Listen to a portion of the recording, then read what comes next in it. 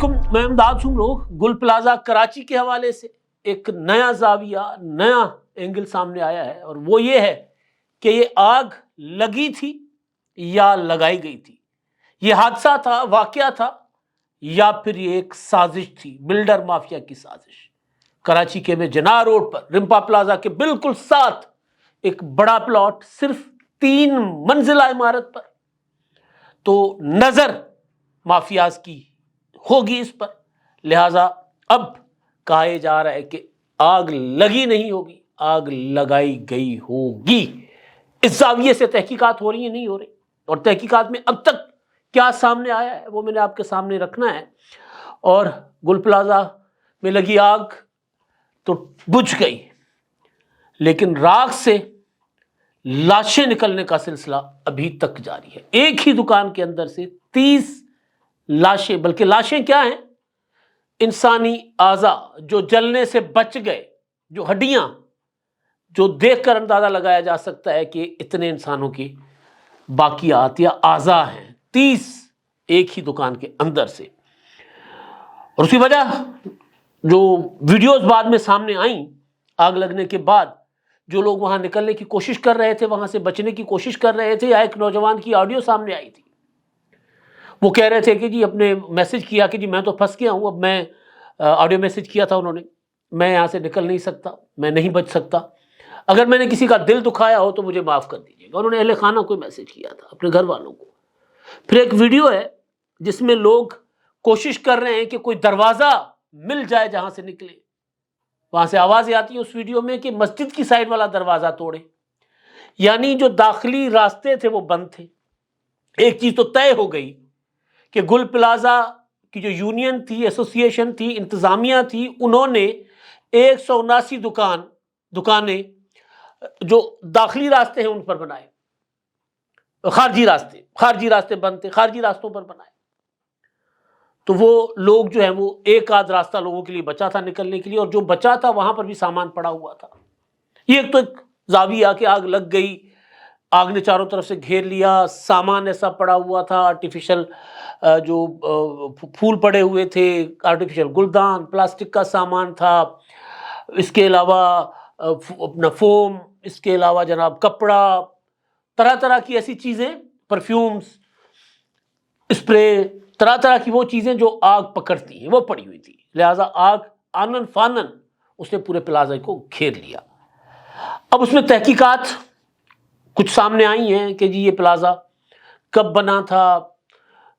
اپنا basement, ground floor اور ایک فلور، بعد میں 2 فلور بعد میں بنے، جو بعد میں ریگولرائز کروائے گئے، اللیگل بنے تھے ریگولرائز کروائے گئے، وہ بھی کہانی۔ عدالتوں میں اس کے معاملات رہے، اسٹے پر اسٹے، وہ بھی 7 فائل جمع کروائی گئی ہیں سندھ بلڈنگ کنٹرول اتھارٹی کی طرف سے کمشنر کو، کیونکہ وہ انویسٹیگیشن کر رہے ہیں۔ تو وہ انویسٹیگیشن اپنی جگہ، جس دن یہ آگ لگی تھی اور اچانک آگ، یعنی آنن فانن، پلک چھپک میں آگ نے 3 فلورز کو اپنی لپیٹ میں لے لیا تھا، کوئی نکلنے کی پوزیشن میں نہیں تھا۔ تو اس وقت ہم بیٹھے ہوئے تھے ڈرائنگ روم میں، تو میں نے سوال اٹھایا تھا کہ یہ کہیں بلڈر مافیا کی کارستانی نہ ہو، ان کی سازش نہ ہو، کیونکہ میں ادھر سے گزرتا رہتا ہوں، اتنا بڑا رمپا پلازا سے کہ نیچے اپنا 3 منزلہ ٹاور، اور جگہ بہت زیادہ کہ وہاں پہ آپ ہائی رائز بنا سکتے ہیں، لیکن کیونکہ جو اپنا اس طرف کوئی سوال نہیں اٹھا رہا تھا، اور میں کیونکہ لاہور میں بیٹھ کر یہ سوال کیسے اٹھا سکتا تھا، لیکن جب بلڈنگ جو ہے پوری کی پوری وہ زمین بوس ہو گئی، پلر پگھل گئے، تب یہ سوال ذہن میں آ رہا تھا۔ لیکن اس کے باوجود کیونکہ میں موقع پر نہیں تھا، تو میں اس سوال کو دبا دیتا تھا کہ یار یہ کہیں دور بیٹھ کر نہ بات نہیں کرنی چاہیے۔ ہمارے دوست ہیں ارباب چانڈیو صاحب،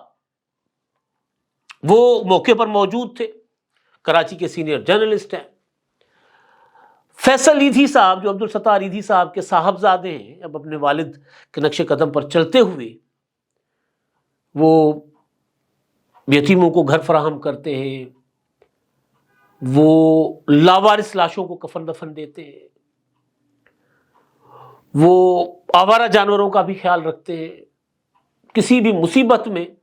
پاکستان کے کسی بھی کونے اور خاص طور پر کراچی میں سب سے پہلے پہنچتے ہیں. Edhi services, Edhi foundation. ارباب کے ساتھ وہ جو گفتگو کر رہے ہیں اس زاویے کے اوپر بھی تحقیقات ہونی چاہیے. انہوں نے کہا کہ جی یہ ایک چھوٹا سا پلازا تھا، یعنی ہائی رائز نہیں تھا، اور یہاں پر 15 منزلہ پلازوں کی اجازت مل گئی ہے، اور کراچی میں بلڈر مافیا یہ حرکتیں کرتی رہی ہے. تو انہوں نے کہا کہ یہ آگ مجھے عام آگ نہیں لگ رہی. 50 سال سے وہ کہتے ہیں کہ جی میں آگے بجھاتا ہوا اور دیکھتا ہوا آ رہا ہوں. انہوں نے بتایا کہ بولٹن مارکیٹ جس کو 3 بار آگ لگی، 5 دن تک وہ آگ جلتی رہی، لیکن بلڈنگ کو کچھ نہیں ہوا، یعنی بلڈنگ کھڑی رہی، ڈیمیج ہوتی ہے لیکن گری نہیں. 1-2 اور بھی انہوں نے آگ کے واقعات بتائے. انہوں نے کہا کہ جو گل پلازا ہے اس کے پلر پگھل گئے، یعنی انہوں نے شک کا اظہار کیا ہے کہ کہیں اس بلڈنگ کو گرانے کے لیے کیمیکلز کا استعمال تو نہیں کیا گیا. اور ماضی میں ایسا ہوتا بھی رہا ہے، بلڈنگیں خالی نہیں ہوتی کیونکہ اچھا انہوں نے کہا کہ جی ابھی ریسکیو کا کام ختم نہیں ہوا تو بلڈرز آ گئے، انہوں نے آفریں دینا شروع کر دی کہ جی ہم یہاں پر ہائی رائز بنا کر دے دیتے ہیں، ہمیں دے دیں، ہم ان لوگوں کو بحال کریں گے. 1200 دکانیں تھی نا، ہائی رائز بنے گا تو 1200 کی جگہ 1500 دکانیں بھی بنیں گی، اور پھر اوپر آسمان تک فلیٹس بھی بنیں گے، اپارٹمنٹس بھی بنیں گے. تو 1200 دکانداروں کو دکان دے دیں گے، باقی اپارٹمنٹ ان کے، تو وہ اربوں روپے کما لیں گے. تو وہ کہہ رہے ہیں کہ ابھی تو انویسٹیگیشنز چل رہی ہیں کہ کیا ہوا ہے، کیسے ہوا ہے، اور ابھی سے آ گئے وہ ہر کوئی اپنا اپنا مول لگانے آ گیا کہ جی میں اتنے میں لے لوں گا، یا مجھے دے دیں مجھے دے دیں. تو یہ زاویہ نظر انداز نہیں ہونا چاہیے. کراچی میں یہ ہوتا رہتا ہے اور اس کو نظر میں رکھنا چاہیے کہ اس کے پیچھے کون. سوال یہ کیا جاتا ہے کہ اسی طرح کا ایک اور پلازا تھا، میں وہ نام بھول رہا ہوں، ایک ہی ایسوسیشن، ایک ہی صدر، ایک ہی مالک، وہاں پر بھی اسی طرح آگ لگی تھی، یہاں پر بھی اسی طرح آگ لگی ہے. اب ظاہر ہے کہا جا رہا ہے 2-2.5 ایکڑ سے بھی زیادہ اس پہ اس کی ہے وہ کشادہ ہے، وہ پلازا کی جو زمین جو ہے، اتنی زمین ایم اے جناح روڈ کے اوپر، تو وہ تو سونے کی چڑیا ہوگی. اس کے لیے 60-70 لاشیں گرانا کسی کے لیے کیا مطلب جو اس شہر کے ساتھ ہوتا رہتا ہے. یہ ایک زاویہ ہے، اس زاویے کو دیکھنا چاہیے اور فیصل ایدھی صاحب کی بات کو ایسے نہیں اگنور کرنا چاہیے. انویسٹیگیشنز ہو رہی ہیں اور دیکھیں اب آگے کیا ہوتا ہے. اچھا جی، دوسری جو خبر ہے وہ بھی مافیا کے حوالے سے ہی ہے. جی ایک انٹرنیشنل مافیا ہے اسرائیل، جس کی نظر میں فلسطین ایک پلاٹ ہے، اور وہ فلسطین کے لوگوں کو وہاں سے نکال کے اس نے محدود کر دیا، غزہ کو تباہ و برباد کر دیا. ٹرمپ نے پچھلے دنوں کہا کہ جی میں فلسطینیوں کو یہاں سے نکال کر کہیں اور کسی اور جگہ پر ہم ان کو آباد کر دیں گے. یعنی جیسے کسی بڑے شہر میں کوئی بڑی ہاؤسنگ سوسائٹی بنتی ہے نا، کہ جی ایک چھوٹا بیچ میں پنڈ آ جاتا ہے، گاؤں آ جاتا ہے، وہ کہتے ہیں جی گاؤں آپ کو ہم زمین الگ سے دے دیتے ہیں نا، دور چلے جائیں وہاں سے، آپ لے لیں، قیمت لے لیں اپنی. تو ٹرمپ اس طرح قیمت لگا رہے تھے. فلسطینی ظاہر اپنی زمین کے ساتھ ان کی عقیدت ہے، محبت ہے، وہ وہاں مر رہے ہیں، شہید ہو رہے ہیں، جانے دے رہے ہیں، وہاں نہیں نکل رہے وہاں سے. یہ ریسنٹلی 1.5-2 سال تک نسل کشی ہوتی رہی فلسطینیوں کی، دنیا کا ضمیر جو ہے وہ جاگا، پریشر پڑا. تو صدر ٹرمپ نے کہا کہ مسئلے نے حل تو ہونا ہے، یا تو اسرائیل کو ساری دنیا مل کے جوتے مارے گی، وہاں سے نکالے گی، نیتا کرے گی، یا پھر دوسرا آپشن یہ ہے کہ یہ کریڈٹ بھی میں لوں کہ جی میں نے یہ کیا ہے. جب وہ کوئی آپشن نہیں حماس نے مانا، دنیا نے مانا کہ یہ کیا پاگل پن ہے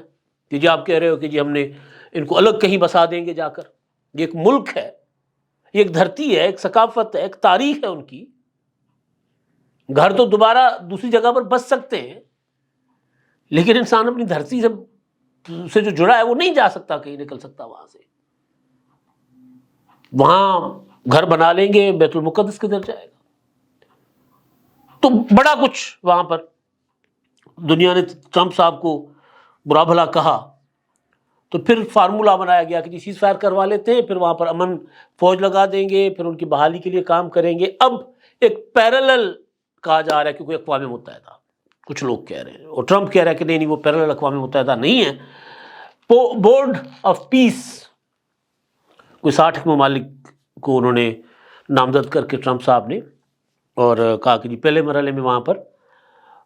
بحالی ہوگی، تعمیر نو ہوگی، اور اس کے لیے انہوں نے کئی ممالک کو دعوت دی، پاکستان کو، سعودی عرب کو، متحدہ عرب امارات کو، ترکیے کو، بھارت کو، سب کو۔ اب آج خبر یہ آئی ہے کہ پاکستان کی وزارت خارجہ نے اعلان کیا کہ ٹرمپ کی دعوت ہم نے قبول کر لی ہے اور پاکستان بورڈ آف پیس کا حصہ بنے گا۔ ظاہر ہے پاکستان کے لیے بہت نازک مرحلہ ہے، کیونکہ اندر بیٹھے لوگ بھی یہ پروپیگنڈا کر رہے ہیں کہ ہم اسرائیل کو تسلیم کرنے جا رہے ہیں، اور پاکستان کی جو اسٹیبلشمنٹ ہے، پاکستان کی جو حکومت ہے، پاکستان کی جو ریاست ہے، ان کا موقف یہ ہے کہ ہم اسرائیل کو تسلیم نہیں کریں گے۔ وزیر خارجہ اسحاق ڈار صاحب نے کہا تھا کہ ہم اس صورت امن کے اس عمل کا حصہ بنیں گے جس میں اسرائیل فلسطین کی ریاست کو تسلیم کرے گا، اسرائیل مقبوضہ علاقے خالی کرے، اور حماس کو غیر مسلح کرنے کی اگر کوئی ایجنڈا ہوگا تو ہم اس میں شامل نہیں ہوں گے۔ یہ ان کا موقف تھا۔ اب پاکستان ہو گیا شامل، اعلان ہو گیا، جس میں وزارت خارجہ کا یہ کہنا ہے کہ ہم فلسطین کے متعلق جو اقوام متحدہ کی قرارداد ہے اپنا 2803 اس قرارداد جس میں آزاد فلسطینی ریاست کا قیام، جس میں 1967 کی پوزیشن پر سرحدوں کو لے کر جانا، یعنی جو وہ فلسطین کا اصل جو فلسطین کا جغرافیہ تھا، ٹیریٹری تھی، اس پر فلسطین کو واپس لے کر جانا، تو ہم تو ان شرائط پر شامل ہوئے ہیں۔ اگین ٹرمپ بڑا کاریگر آدمی ہے، پتہ نہیں وہ کیا کرے، لیکن پاکستان کی حکومت، پاکستان کی ریاست یہ کہتی ہے کہ ہم نے وہاں پر فلسطینیوں کا قتل عام رکوانا ہے، فلسطینیوں کی جو حق خود ارادیت ہے اور آزاد فلسطین ریاست جس کا دارالحکومت القدس شریف ہو، اس کا قیام کی شرط پر ہم اس سارے عمل کا حصہ بن رہے ہیں۔ تو دعا ہی کی جا سکتی ہے، امید کی جا سکتی ہے کہ فلسطینی جو کئی دہائیوں سے نہتے بیچارے مارے جا رہے ہیں، کبھی بمباری میں، کبھی توپوں کے نیچے، کبھی ٹینکوں کے نیچے، کبھی خوراک بند کر کے ان کو شہید کیا جا رہا ہے، ان کو اپنی دھرتی پر ایک آزاد شہری کی حیثیت میں رہنے کا موقع ملے گا۔ قربانیاں ان کی بہت بڑی ہیں، ان قربانیوں کی بدولت اگر ان کو اپنی دھرتی واپس مل رہی ہے تو ظاہر ہے وہ ان کے لیے غنیمت ہوگی، لیکن بس عالمی طاقتیں اور خاص طور پر ٹرمپ کوئی دھوکہ نہ کر جائے۔ اب تک کے لیے اتنا ہی، اللہ حافظ۔